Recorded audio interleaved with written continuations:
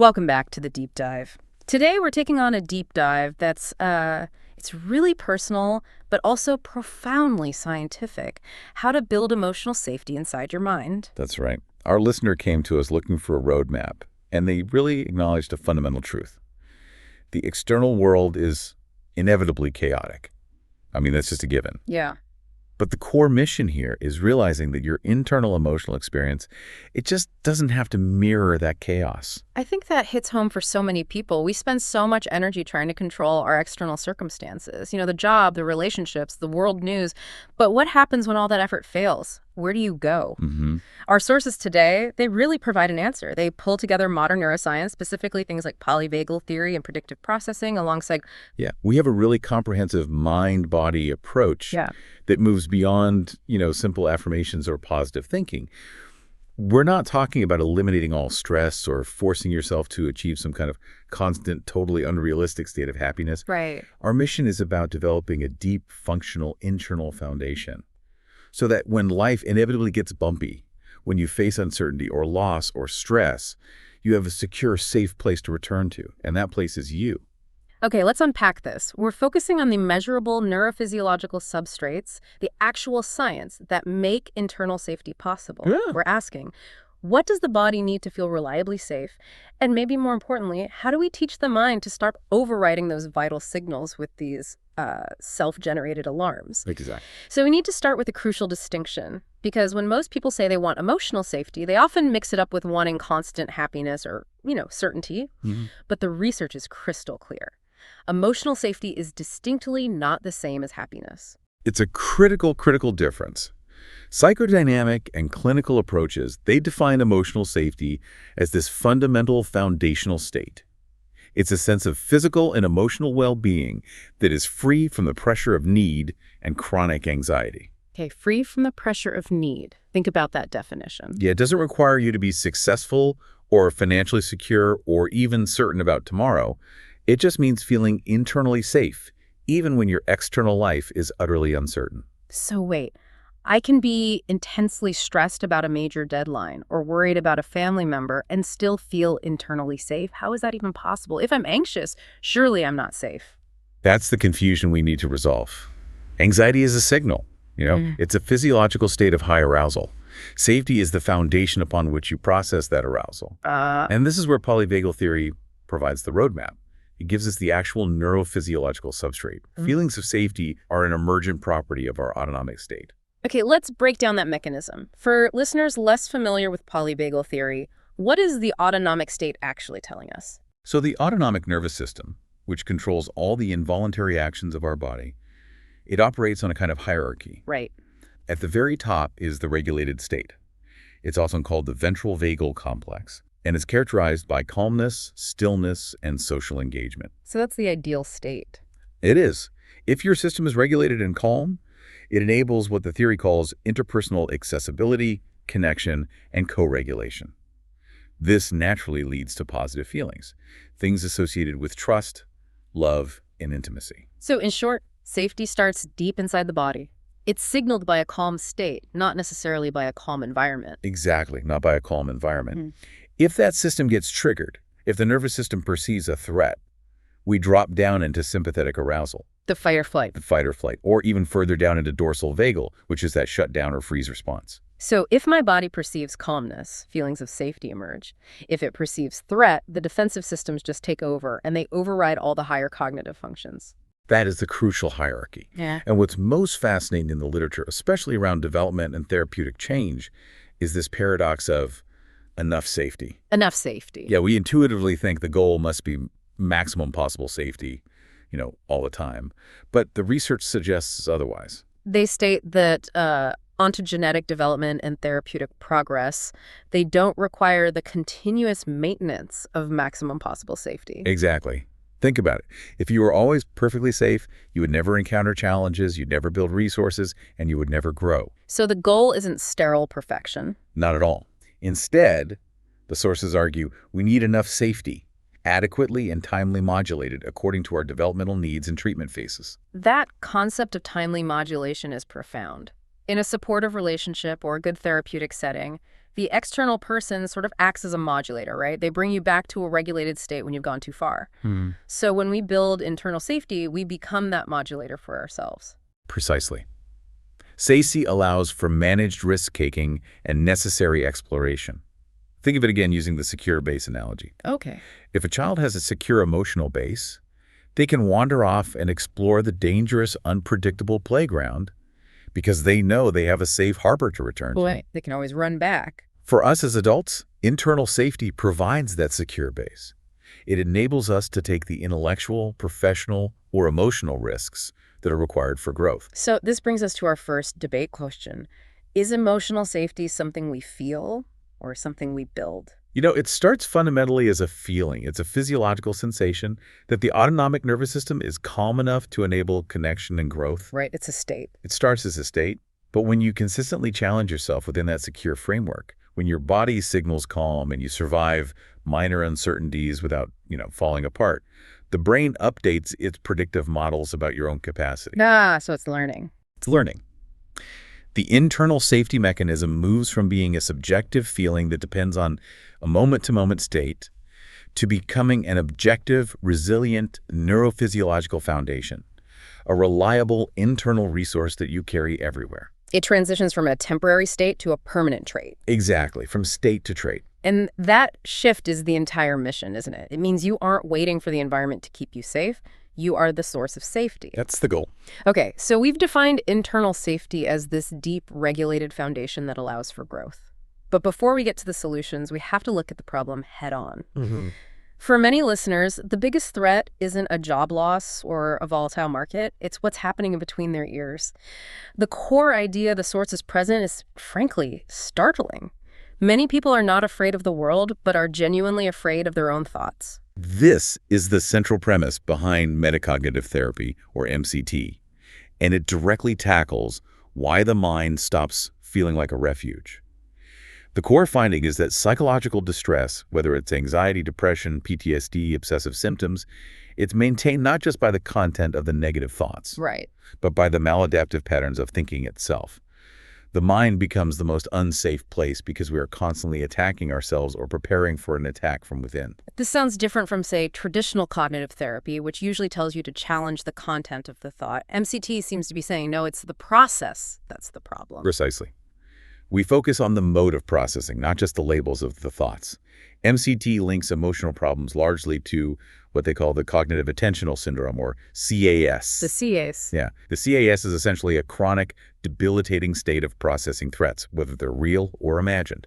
It's a mental trap, and it's comprised of these four reinforcing behaviors. Okay, let's map out that trap. What does the CAS look like day to day for someone? So first, you have persistent repetitive thinking. This is divided into two categories. Worry is repetitive thinking about potential future threats. What if I lose my job? What if the flight crashes? The what ifs? All the what ifs. Then there's rumination, which is repetitive thinking focused on past problems, failures, or injustices. Why did I say that? I should have done X differently. Both are just. They're time and energy sinks that serve no productive function after a brief moment of reflection. So the system is either obsessively preparing for a future that hasn't arrived or reliving a past that you can't change. That sounds exhausting. It's completely exhausting. The second component is intense threat monitoring. This is hypervigilance, constantly scanning your environment for potential dangers. Or, more insidiously, scanning your own body for signs of distress, pain, or discomfort. Oh, interesting. So if you're constantly monitoring your heart rate or looking for social cues that signal disapproval, you're actually feeding the CAS. You're feeding the beast. And the third and fourth components are tied together. The actions we take. The sources mention unhelpful coping behaviors. These are the safety-seeking actions. Okay. Yes.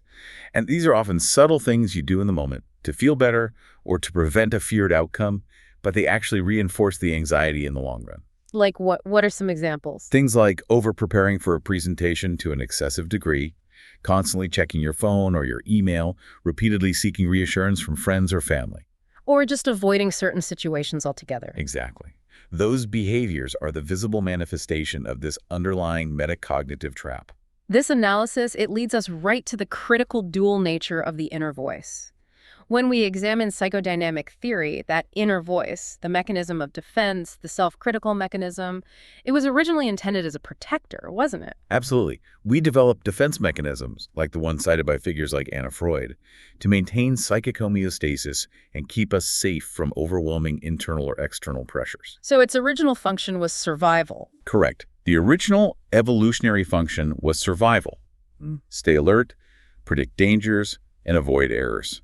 It was supposed to be a helpful radar system.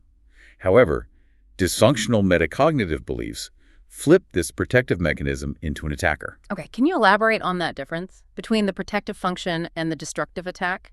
How does a simple belief turn help into harm? It's all about the belief about the thought itself. There are two primary types of dysfunctional metacognitive beliefs that trap us in the CAS. First, you have positive beliefs about worry. Positive beliefs about worry. Yeah, they sound like, worry helps me stay prepared, or if I worry intensely enough, I can somehow prevent bad things from happening. So the inner critic says, you must worry about this presentation for the next 4 hours, because if you stop, you'll fail. It genuinely believes it's being productive. Exactly. It's masking anxiety as responsibility. Then the second type are the negative beliefs about worry. These are the beliefs that make the inner voice truly terrifying. Worry is uncontrollable and it never stops. Or, these thoughts are dangerous, they will drive me insane or make me lose control. So in that situation, the inner critic, which was initially a protector, becomes this coercive control mechanism. It demands exhausting compliance with the CAS simply because you believe that this pattern is necessary for survival. That's the trap. Yeah. And MCT seeks to challenge those beliefs directly. The therapeutic question is it possible that your worrying is actually increasing your distress rather than helping you prepare? The evidence shows that once you truly modify that core metacognitive belief, you realize worrying doesn't prevent bad things. It just makes you feel worse, steals your present moment, and traps your nervous system in this chronic threat mode. That answers the debate question so clearly. Is your inner critic trying to protect you or control you? Initially, protection. Absolutely. Yep. But when those efforts are rooted in dysfunctional metacognitive beliefs, the belief that you must think this way to be safe, it becomes a coercive control mechanism. The freedom comes when we challenge the belief in the utility of the thought pattern itself. You stop asking, what does this thought mean? And you start asking, is this pattern of thinking helping me live the life I want? That transition is so difficult, though.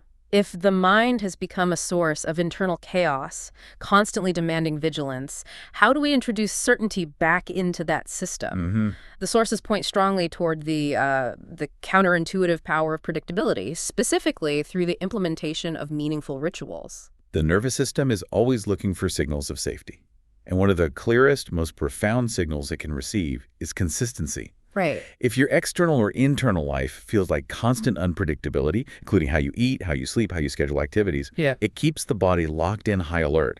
This chronic lack of consistency starts to feel deeply unsettling, even threatening. And rituals inject stability and grounding into that inherent unpredictability. They do. When we talk about rituals, people often conjure up images of these elaborate, maybe spiritual ceremonies. But the source material is really emphasizing the neurophysiological benefits of simple, repetitive structure. So the science is highly supportive of this. Very supportive. Studies examining structured ritualistic behaviors show that engaging in them can significantly lower cortisol levels, which is the primary biological marker for chronic stress. The structured nature of the ritual provides a fundamental sense of internal predictability, which is the exact signal the nervous system needs to stand down from a threat response. There's a fascinating, highly technical study cited in the material regarding ritual and performance failure, and it wasn't even about traditional rituals. It was using arbitrary, novel action sequences, almost like a superstitious behavior developed on the spot. What did they find regarding brain activity? This is where it gets really interesting. They found these rituals acted as a powerful palliative against distress by dulling the neural response to performance failure. When we make an error, the brain generates a signal called error-related negativity, or ERN. It's essentially the brain's rapid-fire oops alarm, and it's often linked to anxiety. The ritual muted this physiological alarm. Wow. And what's critical is that this neurophysiological calming happened, even if the individual didn't consciously feel less anxious. Wait, so the repetition of the structured act, the ritual, dampened the neurological alarm system before the conscious mind even registered a change in subjective feeling. Yes. That suggests the ritual is doing mechanical, biological work, regardless of your belief or your emotion. Precisely. It's working beneath a level of conscious subjective experience. Yeah. The brain's threat system was dampened. This means you don't have to believe the ritual is working or even consciously feel the calmness for the physiological benefit to be happening. The repetition is stabilizing the system. This brings us to the application. The power lies in micro-rituals, the small, repeated daily steps that don't need to be elaborate or time-consuming. They act as internal anchors. The sources cite simple examples, like always using a specific favorite mug for your first drink, or performing a stretching and meditation routine every morning, or establishing a consistent winding down routine before bed. And a crucial micro-ritual is the sacred pause. Deliberately taking a deep breath, and perhaps placing a hand on your heart between tasks, or before answering a stressful email, just to ground yourself in the present moment. These small acts, they tell the body something is reliable and consistent here right now, regardless of the chaos outside. They build internal trust and predictability. And this structural calm has profound cognitive benefits, too.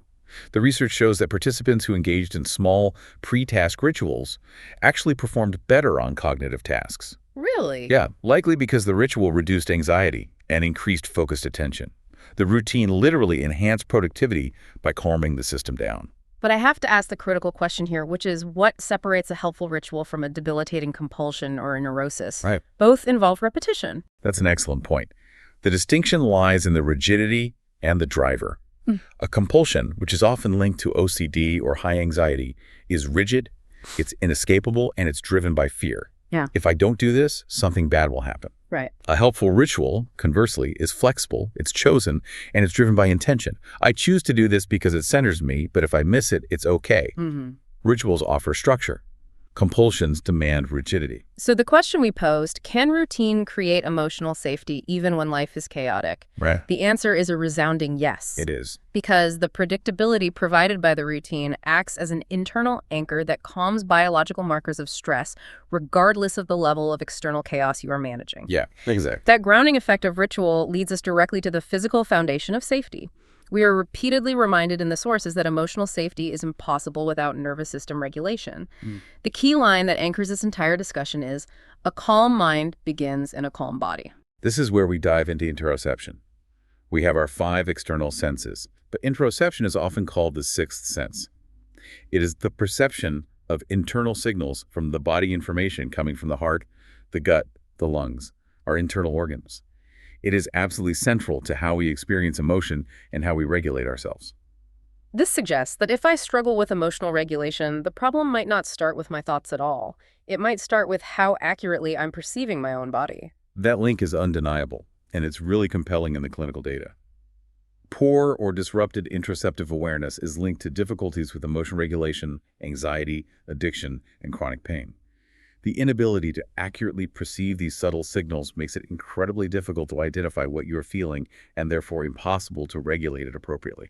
We often talk about alexithymia, the difficulty identifying and describing emotions, but the research cited here suggests it's far more fundamental than just failing to label sadness or anger. That's right. Traditional thinking viewed alexithymia as a pure emotional processing deficit. New research suggests it's characterized by a general failure of interoception. A general failure. The deficit is not specific to affective or emotional signals. It includes difficulties perceiving non-affective signals like heart rate, hunger, temperature fluctuations, or even proprioception, your body's position in space. So if a person can't accurately map the basic signals from their body, if they can't tell the difference between a stomach rumble and a hunger pang, how can they possibly create a coherent sense of self or manage complex emotional responses? Exactly. They might confuse generalized internal discomfort with existential dread or anxiety. Exactly. The signals are noisy, they're confusing, and they're constantly mislabeled. This inability to reliably source the internal signal is precisely why the feeling of anxiety often gets confused with actual danger. This brings us to a critical insight. Anxiety feels like danger, but often isn't. The key phrase here is, feeling unsafe does not mean you are unsafe. And what mechanism is responsible for this confusion? That confusion is due to something polyvagal theory calls neuroception. This is the nervous system's non-conscious automatic interpretation of risk in the environment. It occurs outside of conscious awareness. And critically, neuroception does not require objective validity of the threat. Okay, let's ground that with an example. It's the moment you're sitting alone in a quiet house and the doorbell rings unexpectedly at 11 p.m. Precisely. Your nervous system detects that sudden, unexpected auditory cue and instantly triggers a threat reaction. A jolt of cold dread, your heart starts racing, and it propels you into a defensive state even before your conscious mind has finished the thought, that might just be the postman with a late package. Right. Your neuroception signaled risk. Your conscious mind is just following the bodily alarm. That's it. So if I feel my heart racing after a strong coffee, my neuroception might signal danger because that speed is usually reserved for escaping a threat, even though I'm just sitting on the couch. The safety mechanism has momentarily misfired, and the internal environment feels dangerous. It's an adaptive reaction to perceived risk that requires updated data. And this leads to the modern view of emotion as a construction, not a discovery. The brain doesn't begin with a single, neatly labeled emotion like fear or joy. It starts with streams of interoceptive and sensory data, which are then continuously shaped by predictions and learned concepts. So my brain takes the heat in my chest and the tightness in my stomach, combines it with the context, a difficult meeting tomorrow, and uses learned concepts to categorize that data as anxiety, or maybe even impending doom. Yes. And what truly matters for emotional safety is whether the brain feels safe enough to remain with that raw physical experience, the heat, the tightness, the racing heart, without rushing toward premature resolution. Okay. Many people immediately panic when they feel physical discomfort. Emotional safety grows when those raw feelings are allowed to be present without immediate panic. It increases our tolerance of emotional uncertainty. You don't have to fix the feeling, you just have to notice it. The moment you allow yourself to just notice that physical discomfort, that's where the inner dialogue shifts dramatically, doesn't it? It does. We have to address that inner attacker we talked about earlier. Let's discuss self-compassion and why the sources frame it not as some philosophical or fluffy concept, but as genuine, measurable biological regulation. Harsh self-talk instantly keeps the brain in threat mode. When you criticize yourself, you activate the threat system, flooding the body with cortisol and adrenaline. It's a signal of isolation, shame, and danger. Wow. Conversely, gentle language sends a profound signal to the nervous system that it's safe and connected. So it sounds like using supportive words, even during times of pain or perceived failure, is a core self-regulation tool that bypasses the need for external validation. It is the ultimate internal self-correction mechanism. Self-compassion is defined by three interrelated components, as detailed in the research. First, self-kindness, which is treating yourself warmly and non-judgmentally when you're encountering pain or shortcomings. You wouldn't yell at a friend having a bad day, you shouldn't yell at yourself. And the second component, common humanity, is perhaps the most powerful counter to shame, because shame thrives on isolation. Absolutely. Common humanity is recognizing that personal suffering, failure, and shortcomings are an inevitable part of the shared human experience. When we suffer, we often feel acutely alone. Common humanity reminds us that everyone messes up a major presentation sometimes, or everyone feels profound grief. This instantly reduces the perceived threat of isolation. And the third component brings us back to awareness. That's mindfulness. Holding painful thoughts and feelings in mindful awareness without avoiding them, exaggerating them, or suppressing them. It's the ability to step back and observe the inner dialogue without getting lost in the drama of the CAS. So if I'm facing a failure and my basic psychological need for competence feels threatened, self-compassion helps me satisfy that need internally. Instead of the destructive self-talk, what is wrong with me, I'm useless, the shift is what? The shift is from condemnation to care. From the accusatory question, what's wrong with me, to the gentle declaration, something in me is suffering and needs care right now. This actively moves your nervous system out of a threat state and into a regulated state that supports healing, stability, and well-being. It's not weakness. It's an evolutionarily hardwired, effective strategy to activate the soothing system. Now, if self-compassion is the language of safety, the other crucial element to address the CIS is setting boundaries inside the mind. This is a truly unique angle. Setting boundaries not with other people, but with your own thought process. Emotional safety necessitates this internal boundary setting. Why? Because the reality is that the brain generates thousands of thoughts a day. Not every thought deserves your full, undivided attention. Not every intense emotion requires obsessive analysis. But we're taught that self-awareness means listening to everything the mind says. So if the mind is generating a relentless stream of worries, that persistent CAS we discussed, how do you set a boundary with that internal voice? This is where MCT techniques like detached mindfulness become essential. The goal is not to suppress the thoughts, which usually just makes them stronger, but to adopt a new detached relationship with them. You learn to let thoughts come and go without engaging with their content, judging them, or trying to solve the problem they present. So you observe them rather than participate in them. Exactly. The goal is to see thoughts as transient events in the mind like traffic passing outside your window, or clouds moving across the sky that do not need to be acted upon or analyzed obsessively. The thought arrives, you can label it, there's a worry thought, and you let it pass without investing energy in it. But I have to play devil's advocate here. What if the thought is important? What if I genuinely need to process a feeling or analyze a situation? That's the challenge. And we distinguish between an actionable, time-limited thought like, I need to pay that bill by Friday, and a repetitive, unhelpful CAS thought like, I wonder if I will ever have enough money to pay bills until I die. Okay, that's a clear difference. Detached mindfulness is applied to that second unhelpful category. The central metacognitive belief we challenge is, should we listen to every thought we have? And the answer is clearly no. No. MCT suggests reducing engagement with unhelpful, repetitive thought patterns by modifying the belief that these thoughts are important or dangerous or uncontrollable. The therapy promotes controlling how you think, the process of attention, rather than obsessing over what you think, the content. So this internal boundary setting gives you back control over your attention, which is the most critical resource for emotional safety. It's the most critical resource. If we successfully apply self-compassion and set internal boundaries, we move toward the ultimate goal, becoming our own calming authority. For too long, many of us outsource our safety, don't we? We rely on external circumstances or specific people or constant certainty to feel stable. The sources emphasize that emotional safety increases exponentially when you claim this safe internal authority. This links directly to the psychological concept of having an internal locus of control, or LaCie. Julian Rotter defined LaCie as our generalized expectancies about the future. If you have an internal LaCie, you believe that outcomes are the direct result of your own efforts, decisions, and actions. You are the driver. And if you have an external LaCie, you attribute outcomes to luck, fate, chance, or powerful external others. You feel like a passenger. And research consistently associates developing an internal LaCie with higher levels of emotional stability, hopefulness, and resilience. The core mental shift is moving from, I hope things turn out okay, to the fundamental belief, I can handle this. That phrase, I can handle this, becomes the most fundamental internal safety signal. It's an expression of deep self-efficacy that is completely separate from external events. Yes, and tools exist to solidify this shift.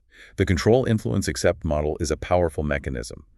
When you're faced with uncertainty, say economic instability or a complicated work project, you deliberately assess what you can directly control, your effort, your preparation, what you can influence, communication, asking for help, and what you must simply accept, market conditions, the decisions of others. This deliberate process clarifies the boundaries of your agency, and it facilitates that internal belief, I can handle this, even if you can't control the outcome. This internal authority also requires us to confront the biggest short-term trick the mind plays: avoidance. It feels like safety, but it's actually the enemy of long-term stability. Avoidance provides immediate, short-term relief, which is exactly why it's so addictive.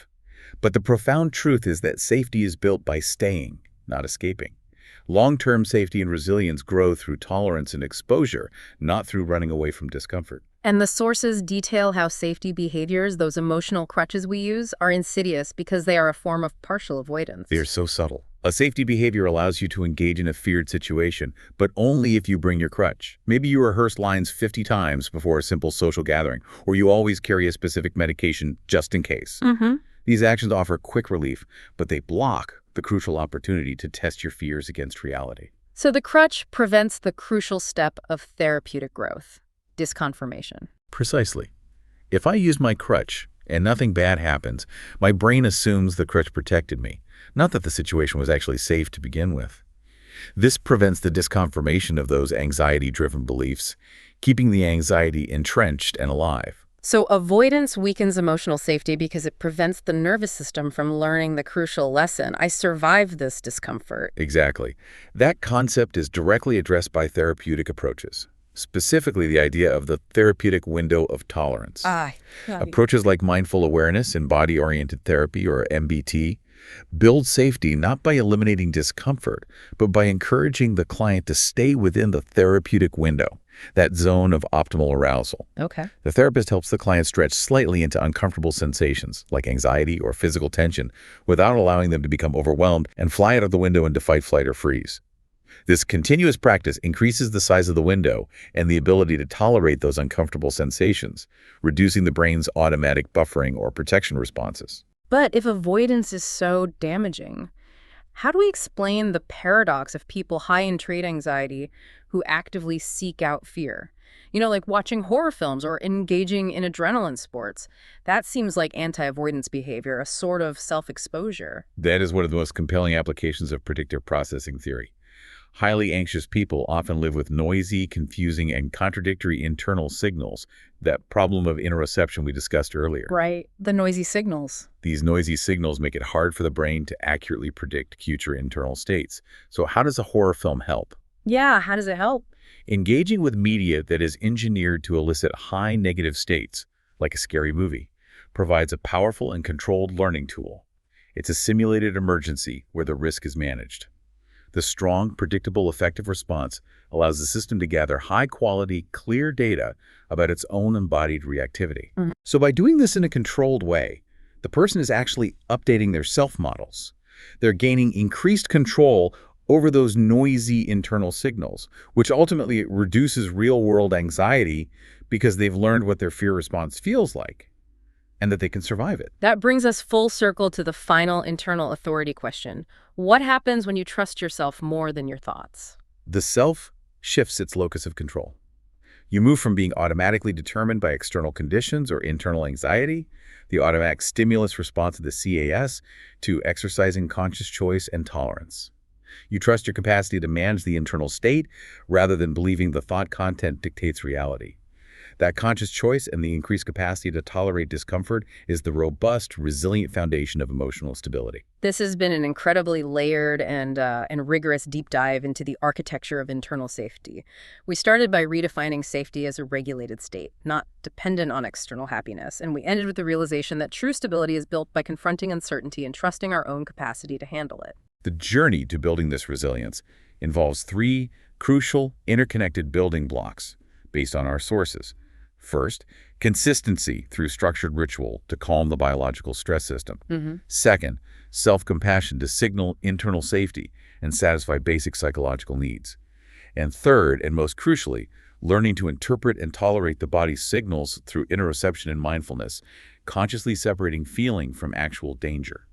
If we connect this back to the bigger picture from the polyvagal framework, what is the final state of achieved internal safety? What is the outcome? Well, the sources suggest that resilience reflects a physiological state, a nervous system with sufficient resources to recover quickly from disruptions and support those foundational feelings of safety. Okay. When we achieve this state, we move away from the hypervigilant, self-oriented focus on threat and chronic stress, and we naturally transition to an other-oriented focus of sociality, connection, compassion, benevolence, and generosity. So secure in ourselves, we can turn our attention outward. Exactly.